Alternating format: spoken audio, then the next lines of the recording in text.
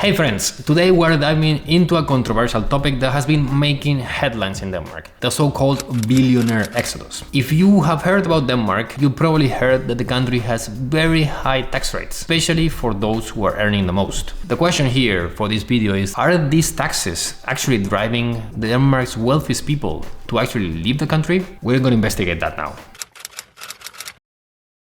If you're new here, my name is Mario, and on this channel I help people living in Denmark to achieve financial independence. First, I want to touch about the Danish tax system. Denmark, as I said, is known for having one of the highest tax rates in the world. For instance, when it comes to personal taxes, so personal income taxes, you are taxed with a progressive scheme that can reach up to 55% of your income. Put it into perspective. If you earn more than 650,000 Danish krona per year, which we're talking about roughly $100,000, each krona you'll add on top of that will be taxed at least at the 55% stage by the government, meaning that more than half of your extra income will go into taxes. And again, it doesn't limit itself to income taxes. If you want to buy any type of luxury, for example, if you want to get a car, you're taxed up to 150% the value of the car as a car registration tax, and then a VAT of 25% on top of that. And yeah, the VAT is 25%, basically the sales tax, and it gets taxed on everything. And I'm not even touching the investment taxes, which can read up to 42% of your gains, also unrealized, which again, it's a lot of taxes. So these taxes and this high level of taxation has sparked a really debate among the wealthier people in Denmark, who argue that basically so many taxes and so high taxes basically discourage wealth creation and entrepreneurship in the country. And basically the prevailing sentiment is that a big portion of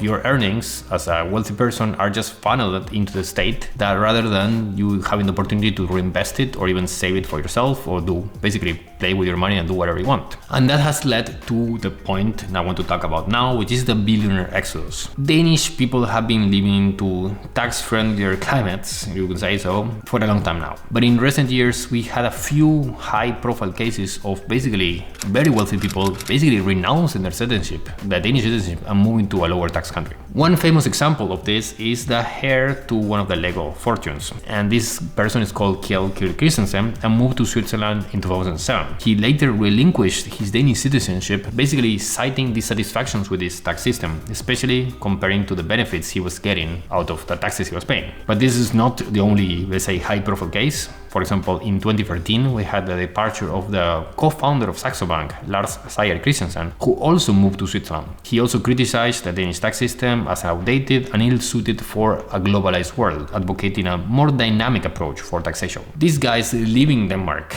and many others after them, have really ignited, you could say, a debate on whether the tax regime in Denmark is just too punitive, you could say, for wealthy people, and if it's causing basically a brain drain of the country's most successful individuals to other countries. Number 3 is the economic impact. The loss of these wealthy people and their enterprises is seen sometimes as a big blow for the Danish economy. So again, when billionaires leave, now they do not only take their wealth with them, but also their entrepreneurial spirit, their potential investments, and their job creation capabilities. Economists and policymakers also are expressing concerns about a potential brain drain in Denmark, which could diminish the country's innovative and basically economic competitiveness. And again, this is not about the uber wealthy only. I can speak for myself here. I am an expat in Denmark. I have a job and a side hustle, and I'm just sometimes so impressed about how punitive the system can be for the successful entrepreneurs. So if I would open an APS, basically that's a LLC equivalent in Denmark, and the LLC just does great,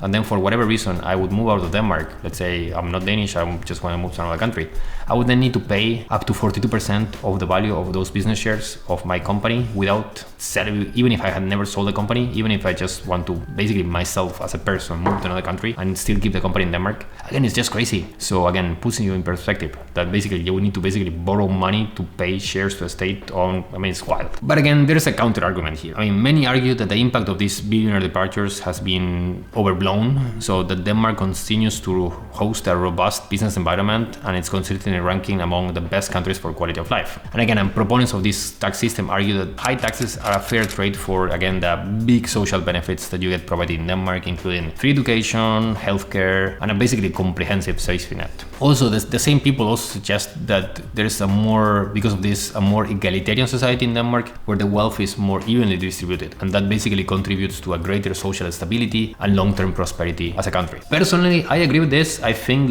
it's great to live in a country that is more egalitarian. My thinking here as well is that we could still achieve the same benefits without having a tax code that is so punitive. Now I want to share the perspective of expats. So what expats have been telling me and my own experience living in Denmark. And again, seeing this debate about the billionaires living, it's again, for us gives us some perspective of what are the societal values and fiscal policies in Denmark. For us, most of the times, the high taxes can initially be shocking. Again, especially if you didn't know about them too much before coming here, or you basically get surprised about the 42% unrealized gains investing or the car taxes. Basically, you see that as a potentially barrier for your own personal financial success. On the other hand, even us expats living in Denmark, foreigners, right, we still benefit of a high standard of living, about these robust social services provided by the state, as we're paying our taxes on this. Again, which gives us a bit of appreciation as well for the complexities of this debate. So to put a bit of a conclusion into this, right? So the question on whether these Danish taxes have really pushed away wealthy individuals, it's multifaceted, you could say, and really lacks a definitive answer.